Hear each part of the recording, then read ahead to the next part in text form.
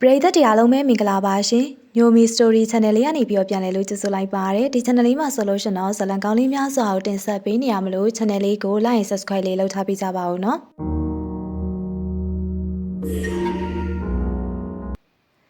တပြေရွာရဲ့ညနေခင်းတိုင်းမှာဖျားလောင်းဟာခေါင်းလောင်းတန်နဲ့အတူတူလေးပြေးထဲမှာဝဲနှမ်းလာတတ်တဲ့တပြေရဲ့ตาလှတဲ့တချင်းတန်လေးပါ။တပြေဟာရွာရဲ့လေပိုင်ရှင်ကြီးဦးဘတောင်ရဲ့ရင်းနှစ်သေးကြတူတီတော်သမီးရွာမှာလူတန်းရှိလို့တပြေကပြဖြောက်ပြပြီးဆိုရင်သူမရဲ့လေပင်နဲ့လက်ကဝတ်တွေမှာလည်းဝတ်ထားတဲ့ရွှေထည်တွေဟာနေရာအောက်မှာတလက်လက်နဲ့တောက်ပနေသလိုသူမရဲ့အလားကလည်းရွာသူရွာသားတွေကြားမှာနှက်သက်ကြွေသလားလို့ထင်မှတ်ရပါတယ်။ငါသမီးလေးရွာရဲ့ရတနာပ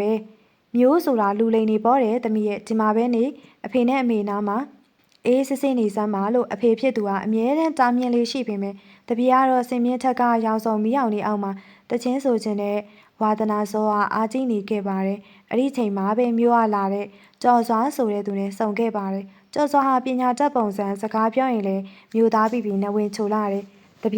ေနေလာနဲ့နေအတန်ကလေဒီရွာလေးမှာပဲပုတ်တိုးသွားဖို့မဟုတ်ဘူးငါနဲ့လိုက်ခဲ့ရင်နေကိုစတူဒီယိုတွေမှာအတန်သွင်းပေးမယ်တနိုင်ငံလုံးတည့်ရဲ့အဆိုတော်ဖြစ်စီရမယ်ဆိုတဲ့ဂရိစကားတွေကတပြေတွတ်တော့နှက်တုတ်တာလိုပါပဲတညမှာတော့ကြော်စွာဟာသူမကိုတက်တစိတ်ဆိုခဲ့ပါတယ်တပြေမျိုးမှာအဆအဆအရာငွေလိုတယ်နေဖြစ်ချင်တဲ့အဆိုတော်တင်တန်းကလည်း300ချီပေးရတာနေတကယ်အောင်မြင်ခြင်းနေမှာရှိရဲ့ရွှေထည်တွေငွေထည်တွေကိုအကုန်ယူခဲ့ငါတို့မျိုးမှာအခြေချဖို့အဲ့အရာအရင်ကြီးပဲလို့ညှို့ယူခဲ့တယ်တပြေဟာအချစ်ကိုရောအိမ်မက်ကိုရောပုံယုံကြည်ခဲ့တယ်သူမဟာမိဘတွေနှစ်ပေါင်းများစွာစုဆောင်ပေးခဲ့တဲ့ရွှေဆွဲကြိုးတွေလက်ကောက်တွေနဲ့ငွေအထုပ်တွေကိုအဝတ်စားတစ်ခုနဲ့ထုတ်ပြီးကျော်စွာနောက်ကိုတိတ်တဆိတ်နဲ့ပြေးလိုက်ခဲ့တော့တယ်ကားပေါ်မှာကျော်စွာရဲ့ပခုံးမြင်သူမရဲ့အနာဂတ်ကစိန်စီထားတဲ့လမ်းမကြီးတစ်ခုလိုချင်မှတ်နေခဲ့တာပါမြို့ရောက်ပြီး2ရက်ကြာမှတော့ကျော်စွာရဲ့မျက်နှာဖုံးကွာကျသွားခဲ့ပါတယ်သူဟာတပြေးကိုမြို့ပြင်ကခေါင်းမွဲမွဲအိမ်ကြီးတအိမ်စီကိုခေါ်သွားတယ်အိမ်ထဲရောက်တာနဲ့အသားမဲမဲရုပ်ကြမ်းကြမ်းမိန်းမကြီးတယောက်ထွက်လာပြီးတပြေးကိုအပေါ်အောက်အကဲခတ်ကြည့်ရဲ့ကြည်စံရွာတထေးသမီးဆိုတော့အသားဥနေရပဲရွှေရတယ်အများသားလို့မိန်းမကြီးကပြောပြီးကျော်စွာလက်ထဲကိုလည်းငွေအထုပ်တစ်ထုပ်ထည့်ပေးလိုက်တယ်ကျော်စွာဂျာဘာလောက်တာလဲဒီမှာငါ့ကိုထားခဲ့မလို့လားလို့တပြေကကြောက်လန့်တကြားမေးရောကျော်စွာသူမကိုတွန်းထုတ်လိုက်ပြီး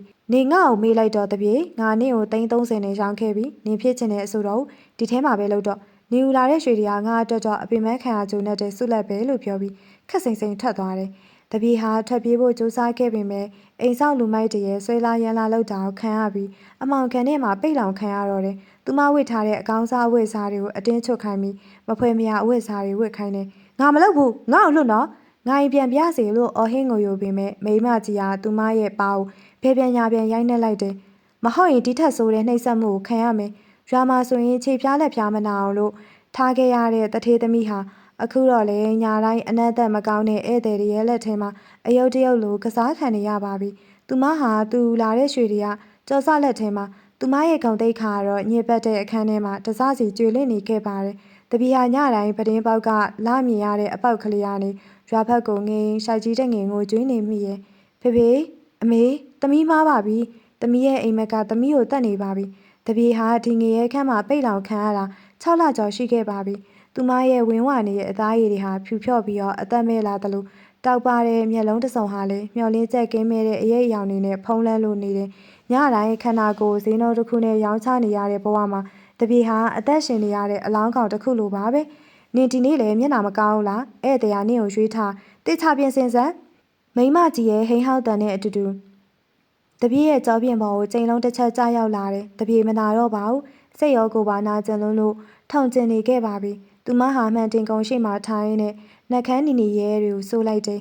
မှန်ထဲမှာမြင်နေရတာရွာအလှပြေမလေးတပြေမဟုတ်တော့ပဲဖုံမုတ်တွေကြားနင်းချေခန်းထားတဲ့ပန်းနယ်တဝင်းသာဖြစ်နေရဲ့အဲညမှာတော့တပြေဟာထူးထူးခြားခြားပြတ်သားတဲ့ဆုံးဖြတ်ချက်တစ်ခုချလိုက်တယ်သူမဟာဧည့်သည်အိပ်ပျော်နေတဲ့အချိန်မှာအခန်းတကားအသာဖွင့်ပြီးအိမ်နောက်ဘက်ကနေထွက်ပြေးဖို့ကြိုးစားခဲ့တယ်ခြေတံလုံးလုံးနဲ့ခြံစည်းရိုးနာအထိရောက်ခဲ့ပေမဲ့ဟေ့ဘယ်ကိုပြေးမလို့လဲလူမိုက်တွေရဲ့အော်တန်နဲ့အတူတူတပြေဟာစပင်ကနေစောင့်ဆွဲခြင်းခံလိုက်ရတယ်ဒီတစ်ခါမှာတော့သူမကိုအခန်းထဲမှာပိတ်ယုံနေမကပဲအစာငဲ့ရင်ငဲ့ထားပြီးရရဆက်ဆက်နှိပ်ဆက်ကြတော့တယ်တပြေဟာကျမ်းမြေပေါ်မှာခွေခွေလေးလဲနေရင်သူမယူလာခဲ့တဲ့ရွှေထည်တွေကိုတတိယမိရဲ့အဲ့ဒီရွှေတွေဟာသူမအတွက်အစင်တစားတွေမဟုတ်ပဲသူ သူမကိုချုံနှောင်နဲ့တန်ချေချင်းတွေဖြစ်လာခဲ့တယ်။တပတ်အကြာမှာတော့တပြေဟာယောဂဝေဒနာနဲ့စိတ်ဒဏ်ရာတွေကြောင့်အိယာတွေကနေမထနိုင်တော့ပါဘူး။သူမရဲ့အတန်တွေဟာလည်းတိမ်ဝင်သွားခဲ့တယ်။အဆိုတော်ဖြစ်ချင်ခဲ့တဲ့သူမရဲ့လေချောင်းထဲကနေအခုထလာတာနာကျင်စရာညီးသားတန်လေးတွေပါပဲ။အဖေအမေသမီးအိမ်ပြန်ကျင်တယ်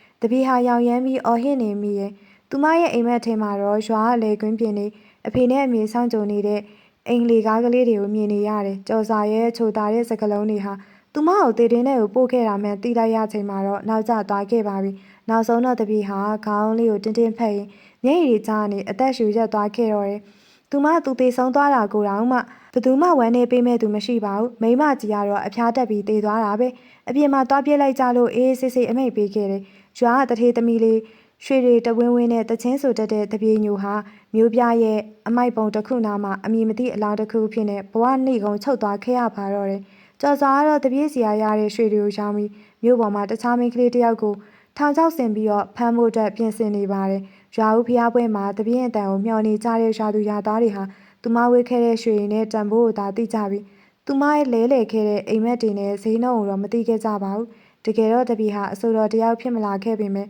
သူမရဲ့ဘဝရဲ့ရေးဆက်ခဲ့တဲ့ဒီကြေခွဲပွဲတခြင်းကတော့အယုံလွယ်တက်တဲ့မိန်းကလေးတိုင်းအတွက်ထာဝရသင်ခန်းစာဖြစ်မျိုးပြရဲ့လေထုထဲမှာကျွေးလင်းတဲ့ပန်းတန်းလေးတစ်ပွင့်ဖြစ်နဲ့တိမ်ဖုံးပြောက်ွယ်သွားပါတော့တယ်။